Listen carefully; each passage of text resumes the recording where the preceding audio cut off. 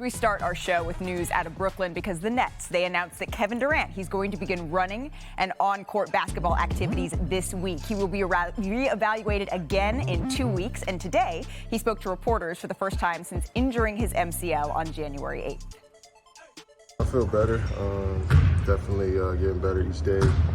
Just been rehabbing, grinding, and trying to get back out there as fast as possible. Kevin, you've had this injury now 3 times. I mean, in the moment in Miami, when Jimmy lands on you, you try to still play through it. Did you have a pretty good idea of what happened?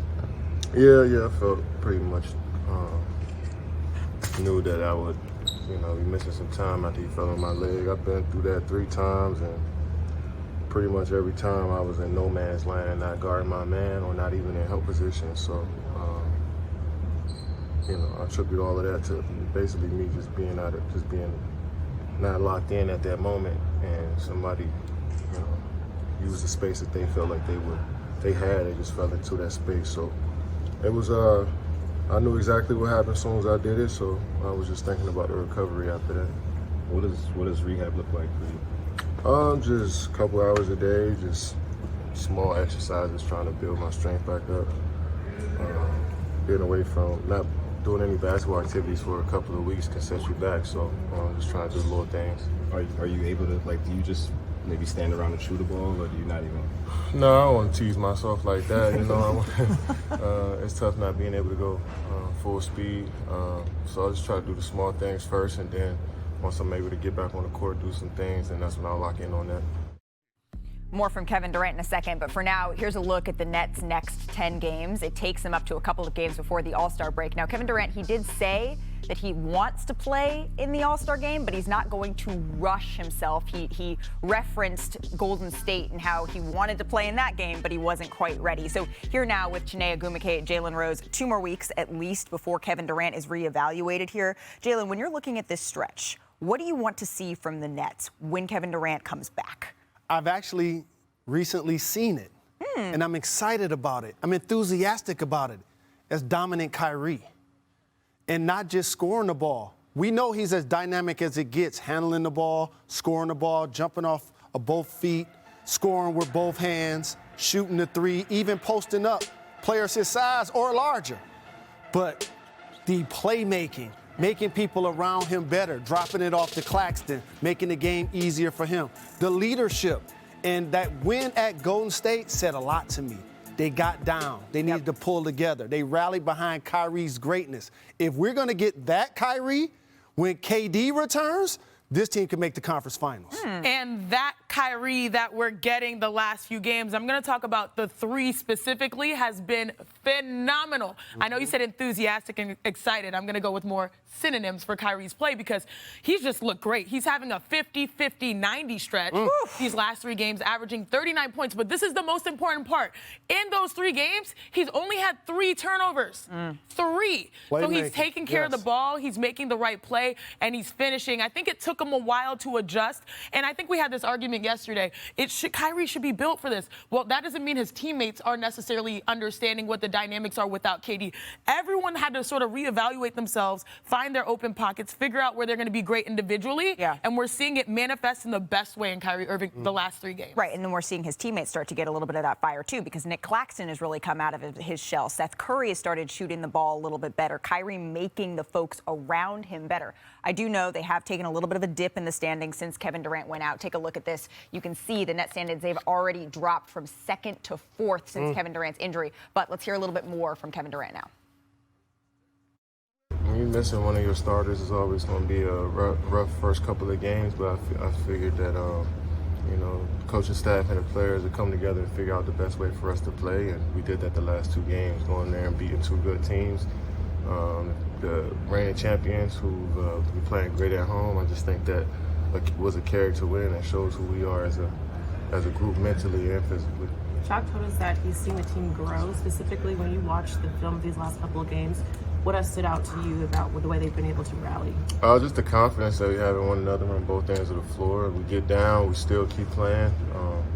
That's what we've been doing all year. No matter who's in the lineup, guys are stepping up.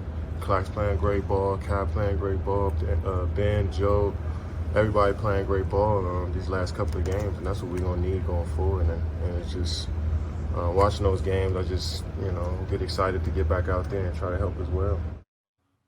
All right, bringing in Vince Carter into this conversation because I'm curious. We referenced, Vince, the seedings, the standings. Is there a seeding that you have in mind for the Nets that you think, okay, if KD returns, yeah, they're going to be good if they're in this spot? I say top 4 seeds, and I can't give you what's their record look like, but I say where they need to be. I think they need to be in a top 4 seed, and it's all about your attitude and your approach. And I just want to say that about Kyrie. It's about his approach and how he's approached coming in since KD. Since coming back and then KD going down, your approach means a lot because now your mentality is, I got to get these guys going, and I understand when it's my time, it's my time. But these guys will make the game easier for me as a superstar because, yes, you would know Kyrie can go out there and get a bucket in any circumstance, but that doesn't mean you're going to win the game all the time. But the situations that he's done, KD was doing that before he was out. He was making sure he got everybody else involved, which made the game easier for a perennial all-star, obviously Hall of Famer, superstar scorer like that he is, easier for himself. Kyrie is now doing that. So I think they get in a top 4 seed. They're tough. Senior writer Zach Lowe is with us now. Is that your take on this? Is it top 4? Is it somewhere else that you're looking, Zach?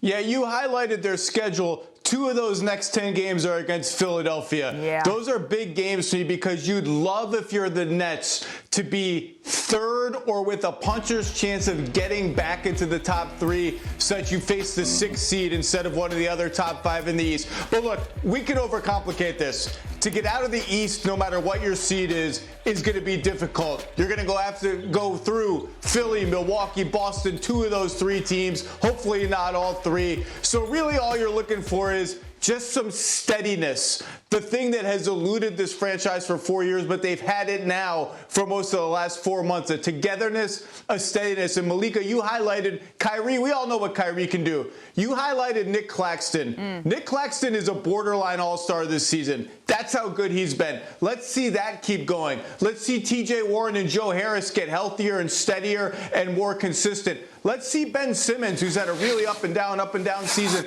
Let's see him get consistent. Because once you get Kevin Durant back, we can sit here and talk about seeding this, seeding that. If you've got Kevin Durant and those guys trending up, you've got a dangerous team no matter where you're seated. For me, it was when Nick Claxton switched hands mid-air. Who was that against? Was that against the Cavaliers this past weekend to get that block? That was it was against the Jazz. That's right. That was absolutely insane. I know. Producer Condis gets in my ear saying it was against the Jazz. Vince, what do you think of that? First, that's amazing, and he's understanding his role. Nick Claxton is going to play a huge role. I still think Ben Simmons is the X factor. His aggressiveness, getting into the paint, just getting shots at the rim is going to mean something because we know his ability to make other guys better. But now when he's attacking, it's not like now. Sometimes you tell guys, as you guys know this terminology, stay home because he's looking to pass. Well, now you can't say stay home when Ben Simmons is attacking the rim. Now he has those decisions where I can attack, getting everybody, the defenses committing to me, making plays, making shooters even more wide open. So I think Ben Simmons is the X factor on both sides of the ball. Interesting. And against Philadelphia, that's going to be interesting as well. Kendrick Perkins joining this conversation. At least 2 more weeks for Kevin Durant. He will be reevaluated again in 2 weeks is the news that we're reacting to. Perk, what are your expectations for the Nets in this stretch?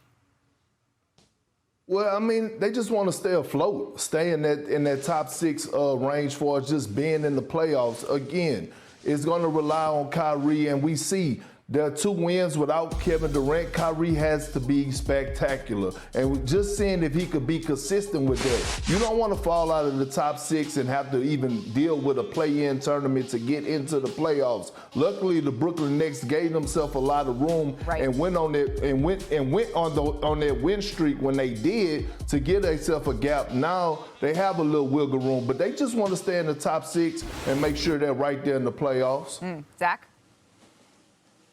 Yeah, let me say this, Malika, too. We don't talk about the Nets as a trade team a lot. I think they're going to be really active in the next 2 weeks, looking to add another piece. They have picks to trade. They have some mid-sized contracts. I think they sense if KD's back and we're playing like this and we can get Ben Simmons, as Vince said, a little more consistent, we've got a chance and we're going to push some more chips in. We don't think of them that way because they traded so much to get Harden and then all those other deals, but I think they're going to be active. Well, we have a 5-hour trade deadline special that will have everyone at home covered for all of that action. And you mentioned it, the Nets, they are a game behind the 76ers, a half game behind the Milwaukee Bucks for the 2 and the 3 seed in the East. Thanks for watching ESPN on YouTube. For live streaming, sports, and premium content, subscribe to ESPN+.